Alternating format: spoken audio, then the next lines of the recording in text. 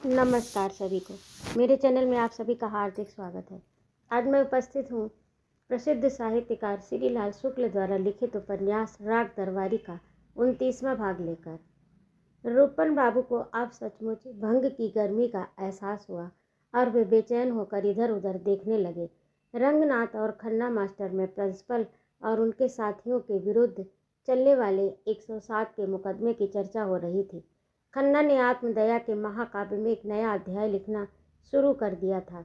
रूपन बाबू थोड़ी देर चुप रहकर उन लोगों को गौर से देखते रहे। उन्होंने देखा कि खन्ना मास्टर पहले की अपेक्षा अब अधिक दुबले हो गए हैं और मालवीय जी जो इतनी देर से चुप बैठे थे वास्तव में चुप नहीं बल्कि रो रहे हैं। रूपन बाबू को गुस्सा आया, पर किस पर ये स्पष्ट नहीं था। साथ ही उन्होंने इन मास्टरों पर स्वयं अपने ऊपर तरस भी आया। वे प्रिंसिपल को अनर्गल गालियां बकने लगे और जब रंगनाथ ने उन्हें समझाने की कोशिश की और मास्टरों को पहले की तरह बताना चाहा कि वह कुछ नहीं सिर्फ भंग का असर है, तो रूपन बाबू ने उसे घुड़क कर चुप कर दिया। शहर के एक कोने में ऊंची चार दीवारी से घिरा हुआ एक लंबा चौड़ा बंगला था, जिसकी बनावट से ही लगता था कि वह किसी तालुकेदार को किराए पर रहने के लिए उठा दिया गया था। बंगले के एक कोने वाले कमरे में जिला विद्यालय निरीक्षक का दफ्तर था। उसे छोड़कर बाकी बंगले में उनका निवास स्थान था। उनके रहने के पूरे हिस्से का किराया सरकार उसे दफ्तर समझकर देती थी। दफ्तर का पूरा किराया जिला विद्यालय निरीक्षक अपने मकान के नाम पर देते थे।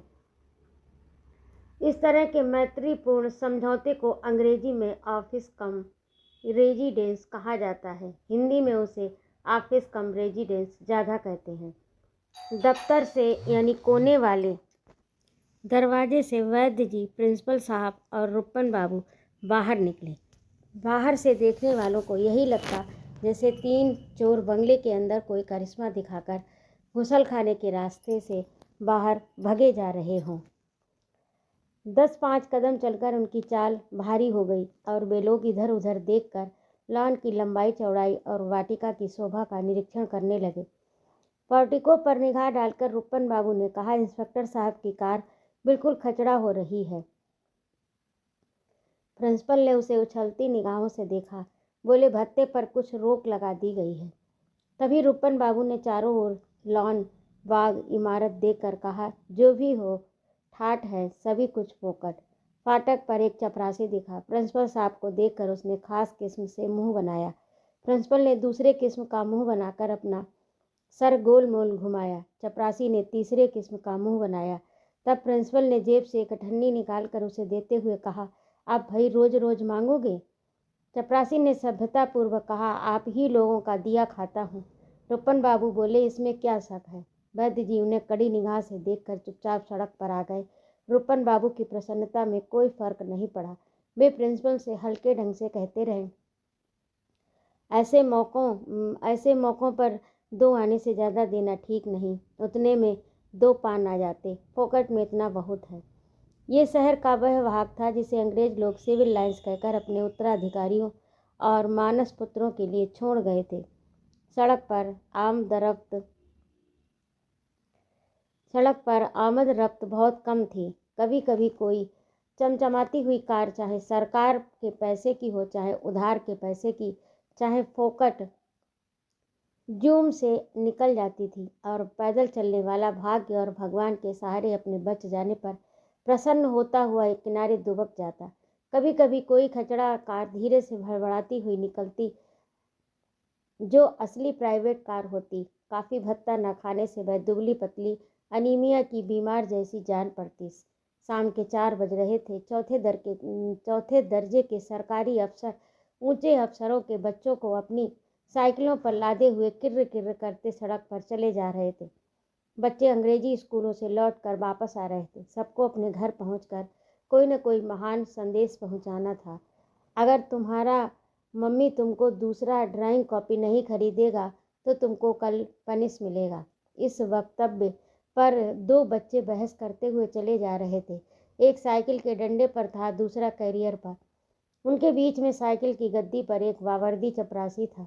वैद्य जी इतनी देर बाद बोले, और जब बोले तो उनकी आवाज़ भरी भरी थी। इन बालकों की शिक्षा देखिए और एक हमारे ग्रामीण स्कूलों के बालक, कितना अंतर है। प्रिंसिपल साहब के दोनों हाथ पतलून की जेब में चले गए। छोटे मुंह से कोई बड़ी बात कहने की तैयारी हो गई।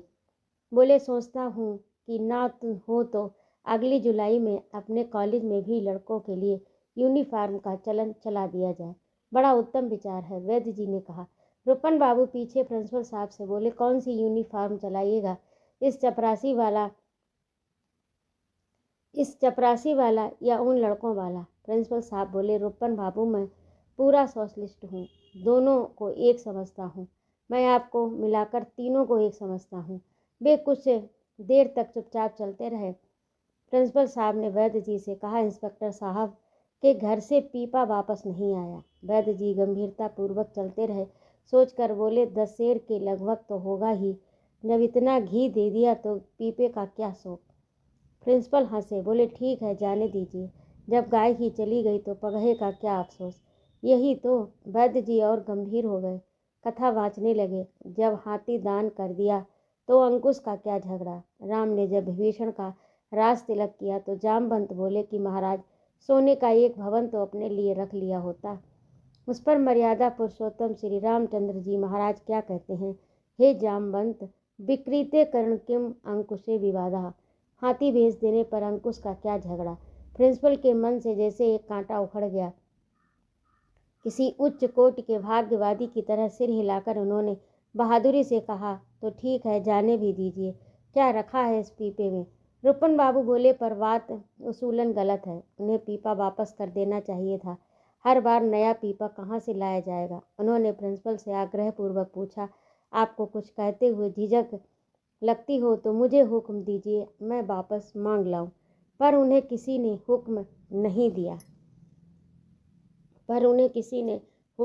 दिया और वे लोग बाजार में आ गए। आज भी हिंदुस्तानी शहरों में दो तरह के बाजार होते हैं, एक काले यानी नेटिव लोगों का और दूसरे गोरा शाही बाजार। ये दूसरे किस्म का बाजार था। यहाँ अंग्रेजी सिनेमाघर, शराब खाने, होटल, चमकदार दुकानें थीं। बिजली के झिलमिलाते हुए विज्ञापन थे। उनके प्रिय विषय सिगरेट और शराब थे। यहाँ आकर लगता कि देश में रोटियां भले ही न मिले, केक इफरात से मिल जाते हैं। और अगर तुम्हारा गला पानी न मिलने के कारण सूख रहा हो, तुम बियर पीकर तरोताज़ा हो सकते हो। अगर ज़रूरत पड़े तो मद्य निषेध पर भाषण भी फटकार सकते हो। संक्षेप में, यहाँ आने से यही लगता है कि तुम्हें खाने पीने, पहनने ओढ़ने का कष्ट तभी तक है जब तक तुम जनता हो, और अगर तुम इन कष्टों से छुटकारा चाहते हो तो जनतापन छोड़कर बड़प्पन हथियाने की कोई तरकीब निकालो। एक जगह फुटपाथ पर धोती कुर्ता टोपी वाले 4-6 महाशय टहल टहल कर गप लड़ा रहे थे और अपने आप से बहुत खुश थे। कभी कभी खुशी के अतिरेक में वे एक दूसरे के पैर के पास पान की एक लंबी पीक थूक देते थे। रूपन बाबू, जिनका जन्म अंग्रेजों भारत छोड़ो को नया नारा बुलंद हो जाने के बाद हुआ था, बड़े विश्वास से बोले, खुदा अपने गधों को जलेबियाँ खिला रहा, हर साख पे उल्लू बैठा है। ये काव्य जन साधारण में बहुत ही प्रचलित और विख्यात है। पर इन्हें कहकर रूपन बाबू ने कोई बड़ी मौलिकता नहीं दिखाई थी। पर उन्होंने इन्हें जिस अंदाज से कहा, उससे लगा कि वे गंभीर होते जा रहे हैं। प्रिंसिपल ने उन्हें पुचकारा और वैद्य जी ने कहा, चलिए महाराज, कुछ खा पी लिया जाए, लड़के की तबीयत उखड़ रही है। उन्होंने सबसे पहले पान की दुकान खोलने पर विचार किया। हिंदुस्तानी के लिए ये कोई कठिन बात नहीं। रॉबिन्सन क्रूसो के बजाय कोई हिंदुस्तानी किसी एकांत द्वीप पर अटक गया होता तो फ्राइडे की जगह किसी पान बनाने वाले को ही ढूंढ निकालता। वास्तव में सच्चे हिंदुस्तानी की यही परिभाषा है, वह इंसान जो कहीं भी पान खाने का इंतजाम कर ले, कहीं भी पेशाब करने की जगह ढूंढ ले। पर इस बाजार में पान की दुकान खोजने की ज़रूरत न थी, दुकानें खुद आदमी को खोजती थीं। यहाँ पान की दुकानें आगे की ओर थीं और पान की दुकानें पीछे की ओर। दाईं और बाईं ओर भी पान की दुकानें थीं। ये तीनों आदमी बिल्कुल आगे सामने की दुकान के पास आकर खड़े हो गए। बड़े से शीशे में वैद्य जी ने अपने साफे का कोण ठीक किया। रूपन बाबू ने आंख दबाकर मुस्कराने की कोशिश की और प्रिंसिपल साहब पान वाले से बातें करने लगे। उन्होंने धीरे से कहा, 3 गिलास जरा गाढ़े मेल के हों। वैद्य जी ने मासूम बनकर कहा, क्या है क्या है? प्रिंसिपल साहब ने कहा, कुछ नहीं, बस यही पान वाले के पहले पानी का इंतजाम हो रहा है। तंबोली ने भंग घोलकर 3 गिलासों में डाली। प्रिंसिपल साहब बोले, जरा काली मिर्च और बादाम बोलता हुआ होना चाहिए। तंबोली की दुकान पर एक अत्यंत सुंदर और स्वस्थ नौजवान की फोटो लटकी थी, जो यकीन किया जाता था कि उस थुलथुल और बेहुदा आदमी की 10-15 साल पहले की तस्वीर है। रूपन बाबू ने प्रिंसिपल साहब की कोहनी छूकर कहा, यहाँ खंडहर भी नहीं है जो बताते कि इमारत बुलंद थी। प्रिंसिपल साहब ने कहा, किसी दूसरे की तस्वीर होगी। तंबोली ने इस अपमान पर कोई प्रतिक्रिया नहीं दिखाई, सिवाय इसके कि भंग बनाने के काम में तेजी आ गई और पूरा काम वह पहलवानी ढंग से करने लगा। रूपन बाबू इस डर से कि चुराकर भंग बेचने के जुर्म में कोई पुलिस का आदमी तंबोली का चालान न कर दे, इधर उधर देखने लगे। चारों तरफ अंग्रेजी की बहार थी। अंग्रेजी के विज्ञापन, अंग्रेजी ही में दुकानों के नाम, गंदे कॉलर वाले क्लर्क, लकदक कपड़ों वाली व्यापारियों की औलादें, आवारा जैसे घूमने वाले बहुत से राजनीतिक कवाड़ी, निगाह से ही सारी दुनिया को परास्त करने वाले ठुड्डी ऊंची किए हुए छके छकाए अफसर, सभी अंग्रेजी बोल रहे थे। अंग्रेजी पोशाक में लोग तने हुए जाते थे और तने हुए निकल जाते थे। एक अंग्रेजी सिनेमा के पोस्टर पर एक विलायती औरत लगभग नंगी एक तख्त पर अधलेटी पड़ी हुई घूमी जा रही थी। 2-4 काले कलूटे मैले कुचैले बच्चे पास खड़े हुए उसका मुआयना कर रहे थे। पास की किसी ग्रामोफोन वाली दुकान पर पॉप म्यूजिक का एक रिकॉर्ड बज रहा था। छोकरे ये भूलकर कि जो गेहूं उन्होंने खाया है वह अपनी गरीबी का कोढ़ दिखाकर बाहर से मंगाया गया है, हाथ पांव उल जुलूल ढंग से चलाकर मस्त हुए जा रहे थे। रुसवाई क्लिपिंग का धड़ ऊपर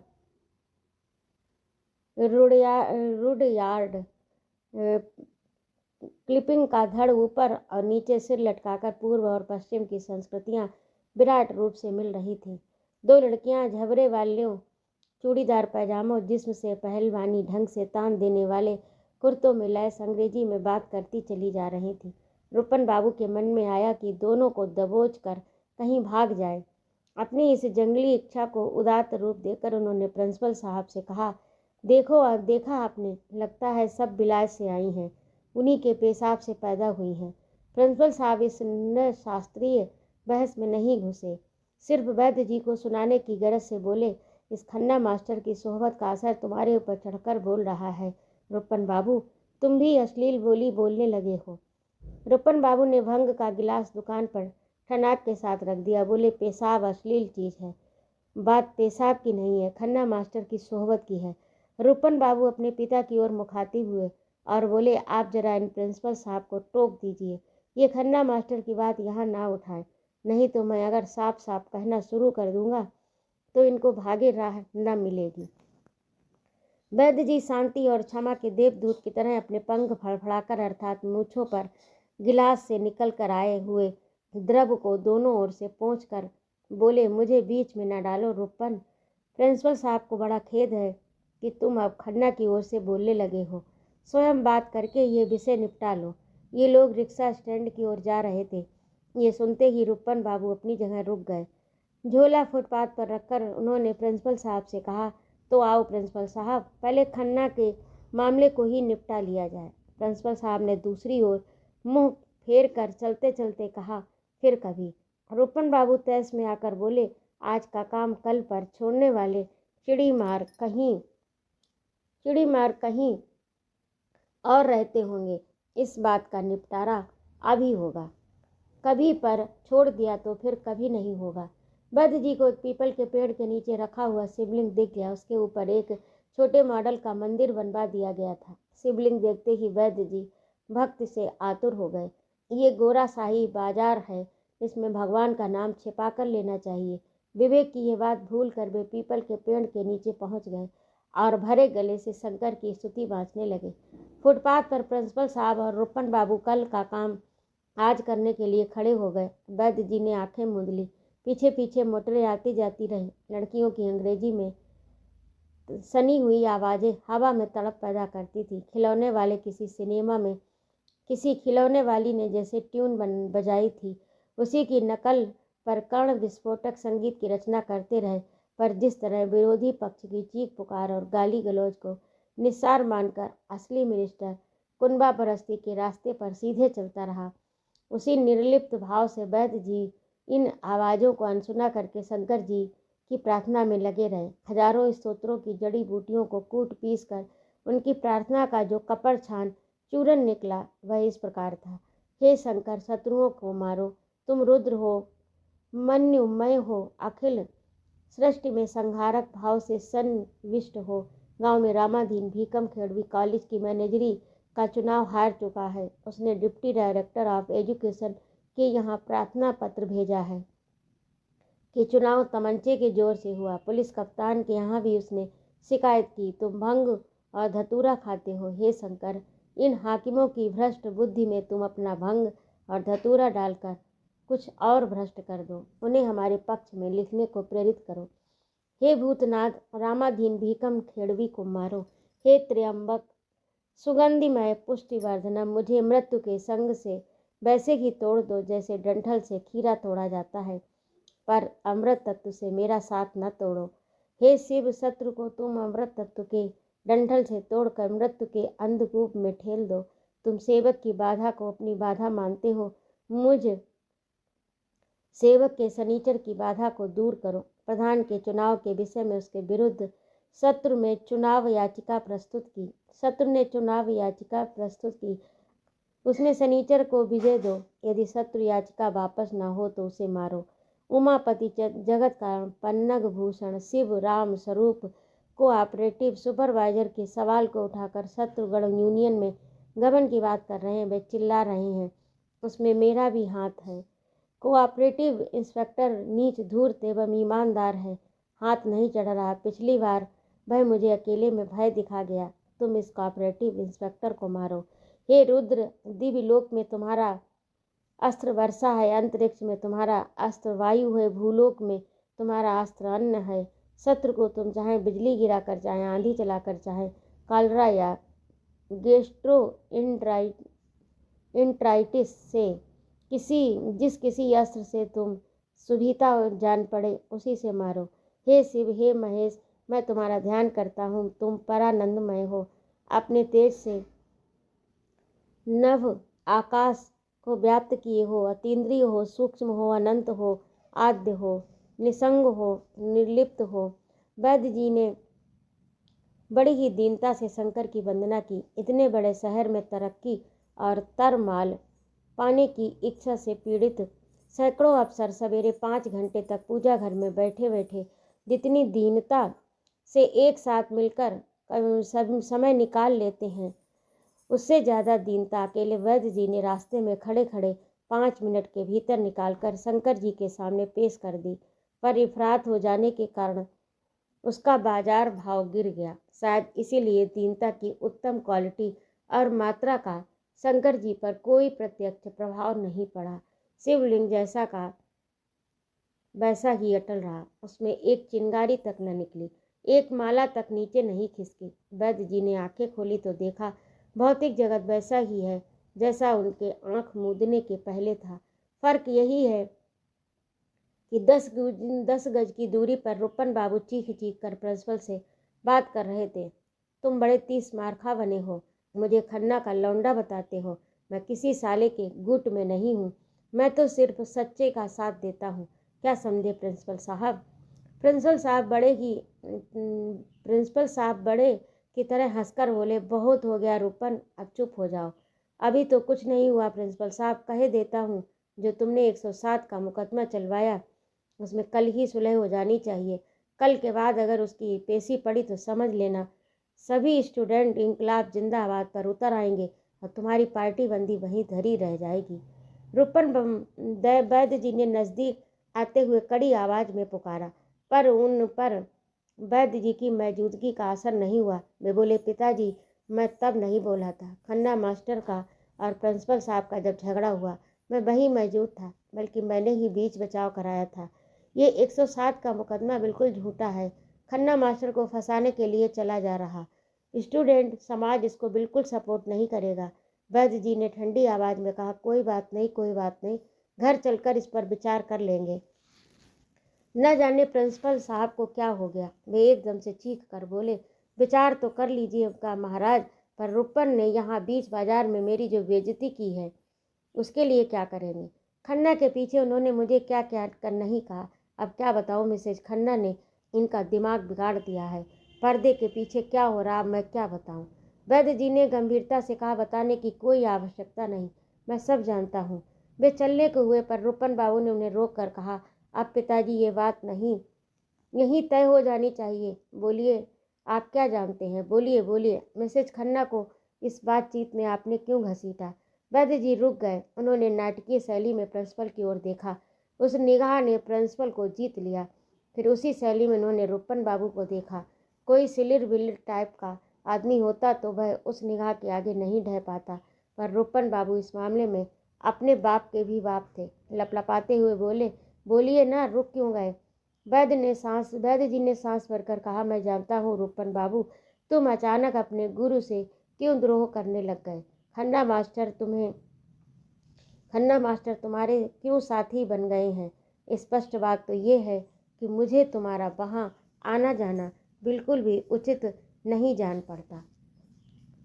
रुपन बाबू कुछ देर तक चुपचाप खड़े रहे। फिर उन्होंने गले में लगे हुए रूमाल को कसा, हाथ में झोला लटकाते हुए बोले, समझ गया, आप मेरे करैक्टर पर सुबह करते हैं, मैं सब समझ गया। वे उंगली उठाकर भविष्यवाणी करने वाले पोज में बोले, इन्हीं प्रिंसिपल साहब ने आपके कान भरे हैं, मैं जानता हूँ इसका नतीजा अच्छा ना होगा। अचानक उन्होंने घूम कर कहा, और बद्री दादा, गांव भर में उनकी थोड़ी थोड़ी हो रही है, वे बेला को अपने घर बैठाले ले रहे हैं, उनसे कुछ कहने की हिम्मत नहीं होती उनके करैक्टर पर। प्रिंसिपल ने समझ लिया कि अब बिजली गिरने वाली है। इससे पहले कि अपने बड़े लड़के की बदचलनी की शिकायत सुनकर वैद्य जी फुटपाथ पर बेहोश होकर गिरे, प्रिंसिपल ने रूपन बाबू को रोक कर कहा, क्या बक रहे हो रूपन बाबू, होश में आओ। वैद्य जी से बोले, जाने भी दीजिए महाराज, रूपन बाबू अभी लड़के हैं, कहीं कुछ सुन लिया होगा, उसी को चिल्लाते घूम रहे हैं। पर वैद्य जी को प्रिंसिपल की ओर से इस लीपापोती या सांत्वना की जरूरत न थी। रूपन बाबू के आवेश को वे शांति और गंभीरता के साथ झेल रहे थे। उनके चेहरे पर मूंछ की 2-3 फड़कनों के सिवाय कोई भी आकार विभ्रम नहीं दिखाई दिया। रूपन बाबू जोश में बद्री के प्रेम कांड की भर्त्सना करने लगे। पहले वे उसके इतिहास में घुसे, बाद में उन्होंने मसले की तत्कालीन परिस्थिति से संबंधित कुछ तथ्य और आंकड़े प्रस्तुत किए। अंत में उन्होंने वैद्य जी की और सब कुछ देखते हुए न देखने की कायर और पक्षपातपूर्ण नीति की निंदा की। उन्होंने ये प्रमाणित करना चाहा कि वैद्य जी उनके और बद्री के साथ दोहरे मानदंड लागू कर रहे हैं, जो प्रजातंत्र के मूलभूत सिद्धांतों के खिलाफ है। बात समाप्त करते करते उनका चेहरा तमतमा गया, ओंठ फेन से गीले हो गए, आंखें मिचमिचाने लगीं। प्रिंसिपल साहब पहले की सांत्वना के शब्दों को बेकार समझकर अपना माल खिसियाए हुए मेवा फरोश की तरह अपने झोले में समेट चुके थे। वैद्य जी पर किसी प्रकार की प्रतिक्रिया न देखकर रूपन बाबू भी चुप हो गए और किसी तरकीब से कतराने की सोचने लगे। वैद्य जी ने पूरी बात शांत भाव से सुन ली थी, गोया वह रूपन बाबू का आवेशपूर्ण प्रलाप न होकर गीता के समत्व योग का निचोड़ हो, जिसे उन्हें फुटपाथ पर पड़े प्रेम से पिलाया जा रहा हो। रूपन के चुप हो जाने पर उन्होंने प्रिंसिपल साहब से कहा, चलिए स्टेशन वापस चला जाए, गाड़ी का समय हो रहा। रूपन बाबू उसके पिता के इस शांतिपूर्ण रवैये के सामने लड़खड़ा गए थे। अचकचाते हुए उन्होंने अनिश्चय के साथ कहा, मैं रुक रहा हूँ, रात की गाड़ी से आऊँगा। उनकी बात अनसुनी कर दी गई। तनाव कम करने के लिए प्रिंसिपल ने उसी विषय पर ठंडे ढंग से कुछ कहना चाहा, बद्री पहलवान के बारे में। वैद्य जी ने उन्हें हाथ के इशारे से चुप कर दिया। फिर सरल ढंग से बोले, कुछ कहने की आवश्यकता नहीं, मैं निर्णय कर चुका हूँ। रूपन बाबू को उत्सुकता ने झंझोड़ दिया, पर वे बेरुखी दिखाने के लिए कुछ दूरी पर खड़े खड़े सड़क की आमद रफ्त देखते रहे। वैद्य जी ने इतनी ऊंची आवाज़ में कि जिनकी दिलचस्पी नहीं है वे भी सुन लें कहा, मैं इतना पुरातनवादी नहीं हूँ। गांधी जी अंतरजातीय विवाहों के पक्ष में थे, मैं भी हूँ। बद्री और बेला का विवाह इस प्रकार से आदर्श माना जाएगा। तो अभी आप सुन रहे थे श्रीलाल शुक्ल का लिखा उपन्यास राग दरबारी का 29वां भाग। आपको कैसा लगा कमेंट करके अवश्य बताइएगा। यदि आपको मेरा कहानी सुनाना अच्छा लगता हो तो कृपया मेरे चैनल को सब्सक्राइब करें, लाइक और कमेंट करें तथा अपने मित्रों में शेयर करें। सुनने के लिए बहुत बहुत धन्यवाद। जय माँ भारती।